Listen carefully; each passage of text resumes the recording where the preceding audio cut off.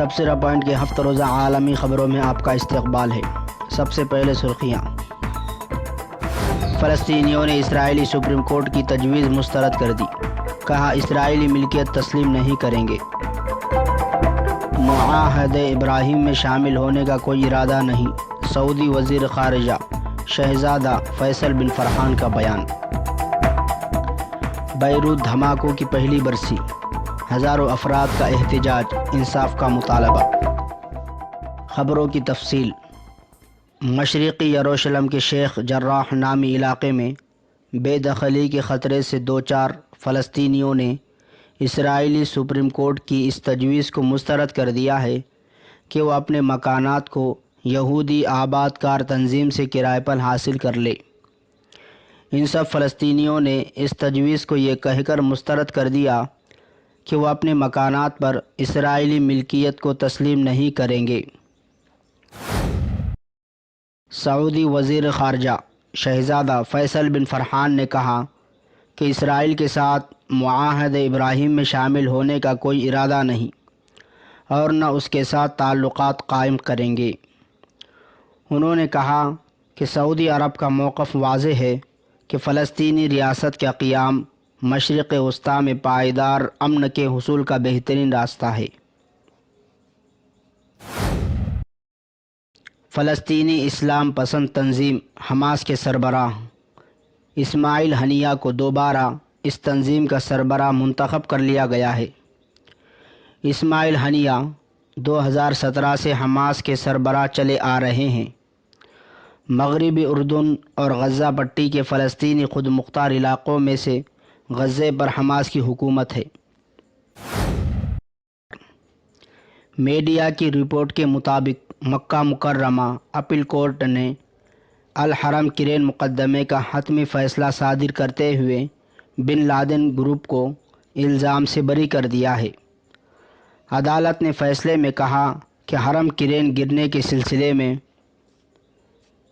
Bin Laden group کی کوئی کوتاہی ثابت نہیں ہوئی، اس لیے عدالت بن لادن گروپ کو الزام سے بری کرتی ہے۔ پاکستان کے صوبہ پنجاب میں بھونگ میں ایک ہجوم نے ایک مندر میں توڑ پھوڑ کی اور مورتیوں کو نقصان پہنچایا۔ اسی کے ساتھ پاکستانی وزیر اعظم عمران خان نے ہندو مندر پر حملے کا نوٹس لیتے ہوئے ضلعی انتظامیہ کو اس معاملے کی تحقیقات کر کے مجرمان کے خلاف سخت کارروائی کرنے کی ہدایت کی۔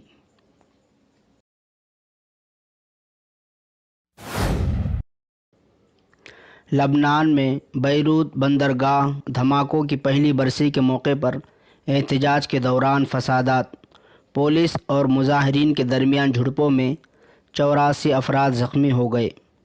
بیروت میں پارلیمنٹ کے قریب مظاہروں میں ہزاروں افراد نے شرکت کی اور سیاست دانوں کو دی گئی چھوٹ اور دھماکوں کی شفاف تحقیقات کا مطالبہ کیا۔ ان دھماکوں میں 214 افراد ہلاک اور 6000 سے زائد افراد زخمی ہو گئے تھے۔ افریقی یونین میں اسرائیل کو بطور مبصر رکنیت دینے پر 7 عرب ممالک مصر، الجزائر، اتحاد القمری، تیونس، جیبوٹی، موریتانیہ اور لیبیا کی طرف سے مخالفت کی گئی ہے۔ مصر کے روزنامے کے مطابق افریقہ کے رکن 7 عرب ممالک کے نمائندوں نے اسرائیل کو بطور مبصر افریقہ یونین کا رکن قبول کیے جانے پر یونین کمیشن کے سربراہ موسیٰ فاقی کو زبانی اعتراض نوٹس دیا ہے۔ افغان طالبان نے واضح کر دیا ہے کہ ہم ایک ایسا معاہدہ چاہتے ہیں جو لوگوں کے اسلامی جذبات کے مطابق ہو۔ ہم طاقت کی اجارہ داری یا اقتدار میں اہم نوع کی شراکت داری نہیں چاہتے۔ یہ بات طالبان کے ترجمان نے عرب نیوز سے بات کرتے ہوئے کہی ہے۔ تفصیلات کے مطابق طالبان نے مستقبل کی حکومت میں بڑا حصہ مانگنے کا دعویٰ مسترد کر دیا ہے۔ سعودی حکومت نے نجی سیکٹر میں ملازمین کی چھٹیوں کے حوالے سے اہم وضاحت پیش کرتے ہوئے کہا ہے، ہفتے کی 2 تعطیل کا فیصلہ نہیں ہوا ہے۔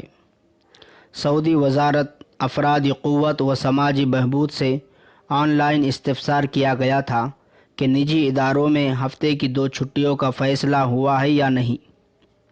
وضاحت کر دیں، وزارت نے جواب دیا کہ نجی اداروں کے ملازمین کے لیے ہفتے میں 2 دن کی چھٹی کا فیصلہ ابھی نہیں ہوا ہے۔ ہفتے میں صرف 1 دن ہی تعطیل رہے گی۔ عالمی خبروں میں فی الحال اتنا ہی۔ خدا حافظ۔